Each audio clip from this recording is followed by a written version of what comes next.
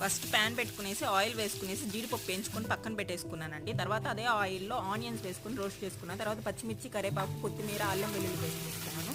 కొంచెం అది బాగా కలుపుకున్న తర్వాత గ్రీన్ పీస్ వేసుకున్నాను. గ్రీన్ పీస్ కూడా కొంచెం కలుపుకున్న తర్వాత ఉప్పు, పసుపు వేసుకున్నాను. అవంతా బాగా కలుపుకున్న తర్వాత గరం మసాలా వేసుకున్నాను. గరం మసాలా వేసుకునేసి బాగా కలబెట్టిన తర్వాత టమాటాలు వేసుకున్నాను.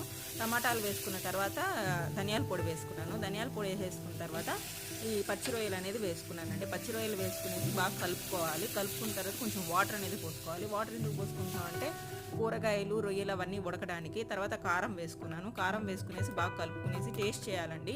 ఉప్పు, కారం ఇవన్నీ సరిపోయలేదు, లేకపోతే కొంచెం వేసుకోండి.